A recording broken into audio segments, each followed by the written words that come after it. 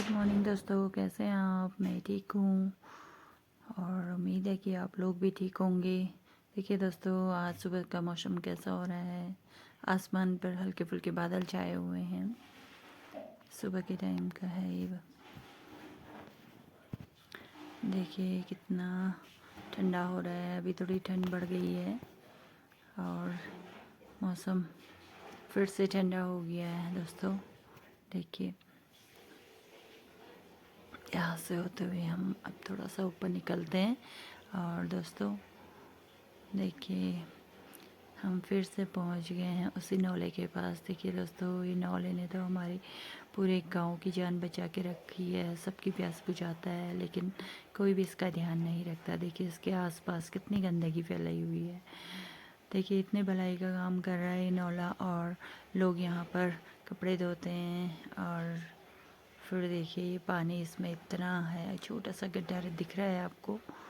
पानी ना भी हो तो उस गड्ढे में पानी रहता ही है। ये हर किसी की प्यास बुझाता है, ज़रूरतों को पूरी करता है। लेकिन कहते हैं ना, भलाई का ज़माना नहीं होता है आजकल। तो देखिए इतनी ज़रूरतें पूरी करने के बाद भी लोग यहाँ पे इतनी गंदगी फैला के जाते हैं। ये नहीं सोचते कि हम ही पानी धोते हैं, हम ही कपड़े साफ़ सफाई भी करना हमारा ही फ़र्ज़ है। क्या कह सकते हैं दोस्तों इस बारे में।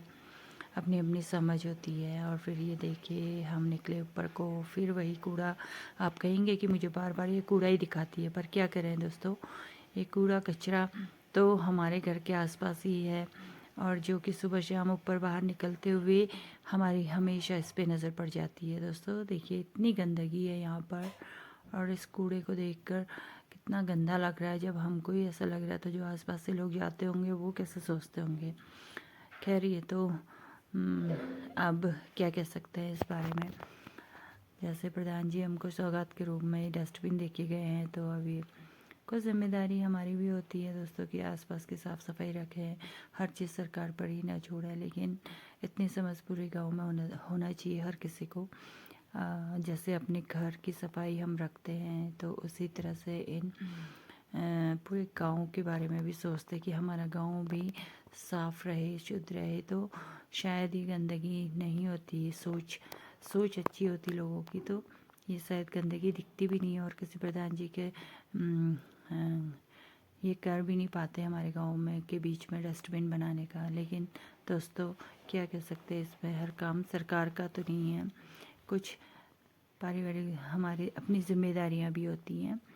और अगर मान लो अभी सरकार ने ये कह दिया हो कि ये जो है हाँ, जिस तरह से ये गंदगी स्वच्छता अभियान की तरह की, जिस तरह से ये गांव में जो गंदगी है ये साफ़ रहेगी, जो जो गांव सबसे शुद्ध और साफ़ दिखेगा, तो उस गांव के हर प्रत्येक व्यक्ति के अकाउंट में 5-5 हज़ार रुपये या कोई धनराशि दी जाएगी। तो शायद ये लोग फिर कुछ ना कुछ गांव की सफाई के बारे में तुरंत कुछ ना कुछ एक्शन लेते। लेकिन दोस्तों क्योंकि लालच होता है, लालच इंसान को हर चीज़ कराने के लिए मजबूर हो जाता है, इसलिए। लेकिन हर काम तो सरकार का नहीं है, कुछ हमारी भी अपनी समझ होनी चाहिए कि हमारा गांव कैसा लग रहा है, हमारे आसपास का पर्यावरण कैसा हो रहा है। और हर चीज़ के लिए हम सरकार पे डिपेंड रह जाएंगे तो सरकार के पास और भी काफ़ी काम है।